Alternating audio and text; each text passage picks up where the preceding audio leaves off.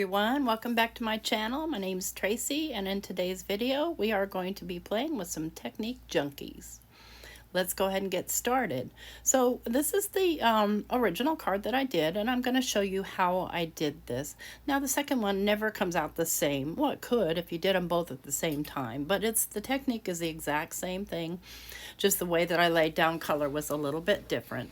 So I'm using this big wave from the June stamp release and the Go Where You Feel Most Alive from, I think, last July's release. I've got some Simon Hurley 110-pound Stark White cardstock. I've got my pan pastels. I've got my Posca pen in case I need it, my VersaFine Clair, and my clear gloss or glitter gloss Nuvo shimmer pen. You can get these at Technique Junkies.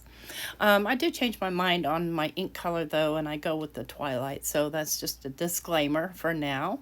I've got my clear embossing powder, and I've got my anti-stack powder tool, and we'll start out with this big wave stamp.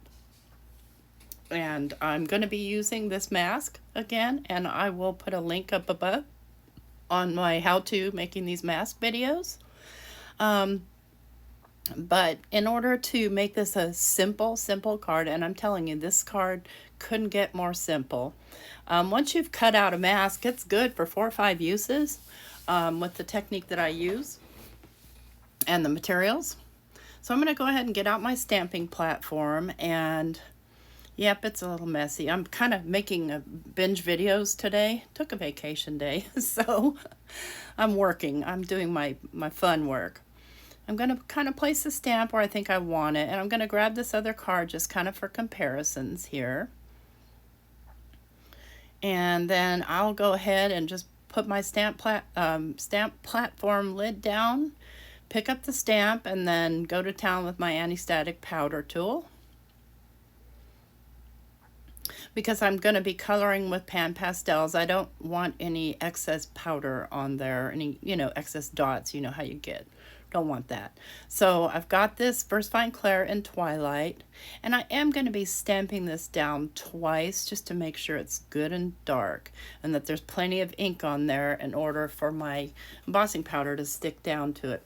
You don't have to emboss it if you don't want to, but I really think that it gives it a beautiful gloss, and particularly when you add that Nuvo shimmer pen. Oh my gosh, it's gorgeous. Camera doesn't do it justice, I can tell you that.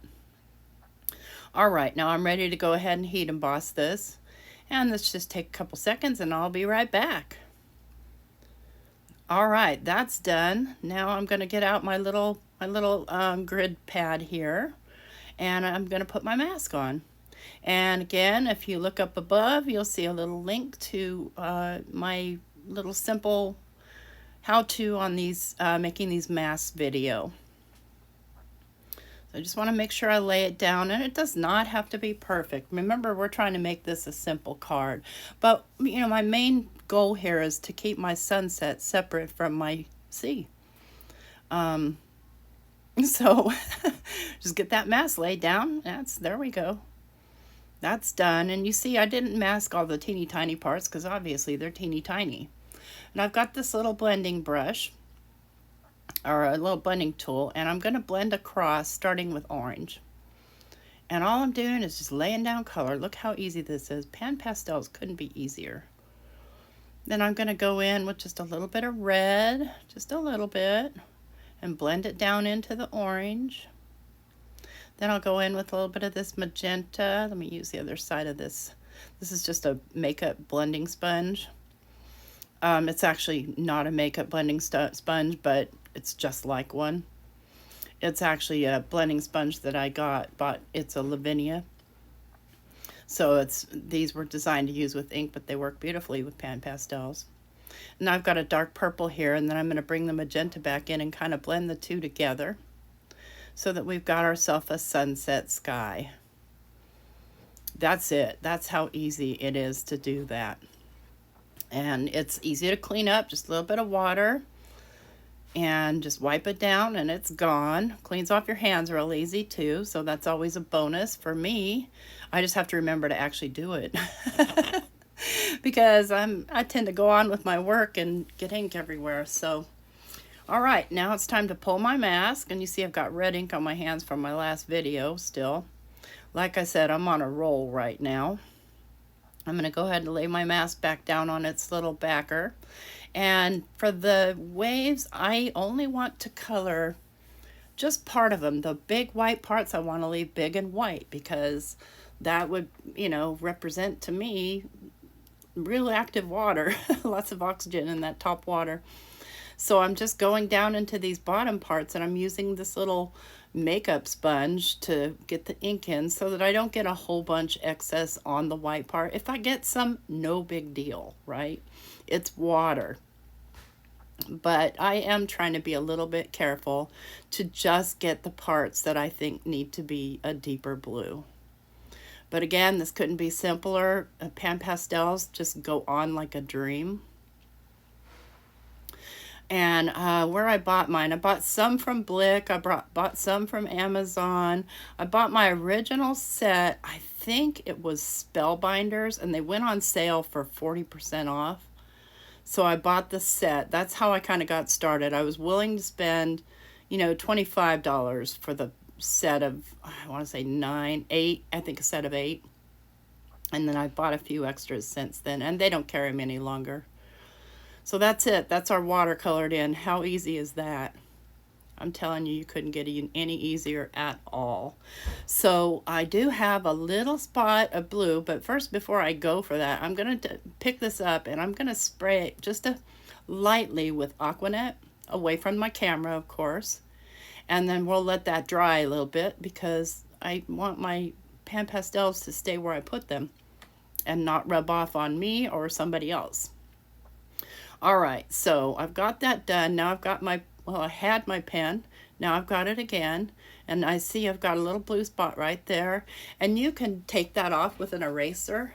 Now I have this little electric eraser because my other white eraser is so dirty. I'm just going to get my picture dirty.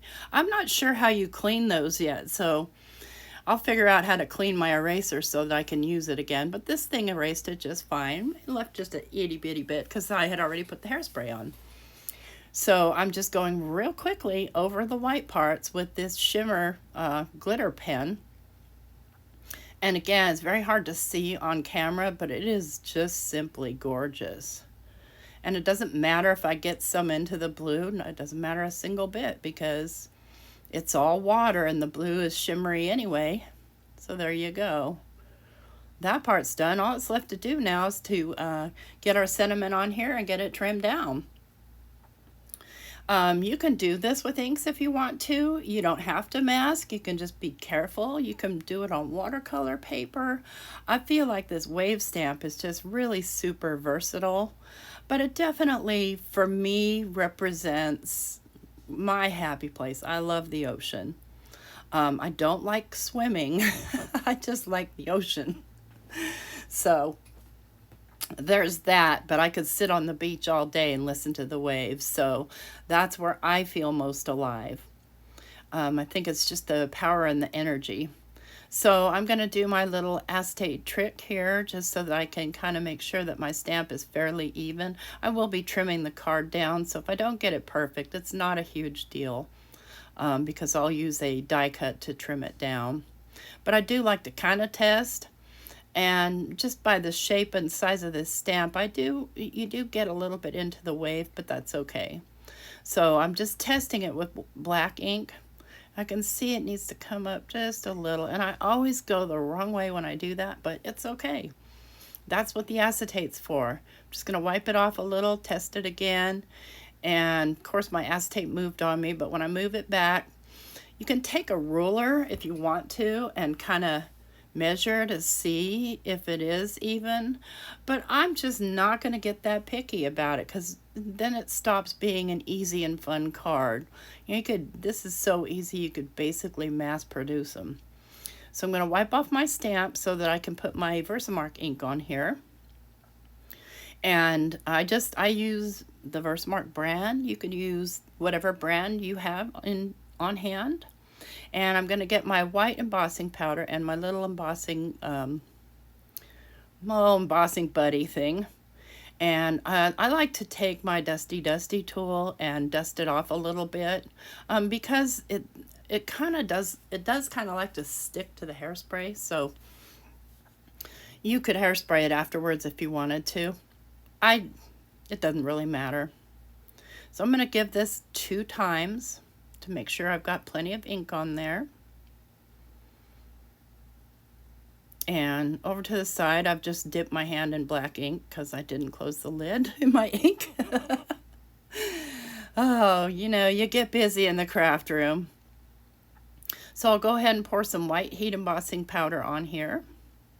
Tap it off. And I'll go ahead off to the side and emboss this. Or right in front of you. Whatever you like. Ah, yes, so easy. And that's a nice big sentiment, so it gives a lot of oomph to your feeling that you're trying to say. So I am going to take my Posca pen, and all those little dots that originally when you stamp it down are white in the center, I'm going to white them back up because I didn't obviously mask off that part. That would be impossible. So, just to kind of get that bubble effect there that you get, or that water spray. Man, you could hang 10 right there on that wave if you're into surfing. It looks like it'd be a fun one to ride. So I'm going to go ahead and cut this out. This is a stitched cutter thingy. And I'm going to glue this down to the card base with just some regular liquid adhesive. I do like to use Reptile adhesive, but you can use whatever adhesive you have. Some people like Barely Art, some people like Art Glitter, some people like Simon Says. So whatever you like to use it. Whatever works for you. I am going to be kind of generous with this because it was a little bit warpy from heat embossing. And I'll go ahead and stick that down, and then I'll stick something heavy on top of it so that it can stay flat while it dries for about, 5 minutes or so. I just like to make sure because you see how it was bending up on me there. And I'll put some pressure on it, and there we go, it's done. Now on this one you see there are black seagulls. Well, there's a reason for that because I got black ink on it. But I like them, so I'm going to put some in this one. I thought they gave it a neat little touch. So basically my seagulls are just 2 squiggles. I'll just make a few, and then I'll make some really small ones so it looks like they're off in the distance. There we go. And that's it. That is just how easy this card is. We did that in no time. And yeah, of course I did speed some parts up, but in reality, it was done quickly, particularly the beautifully colored background. Let me know in the description box which one you like better. And if you like this video, please give me a thumbs up. Consider subscribing to my channel. And I thank you so much for hanging out with me and watching. Have an awesome day.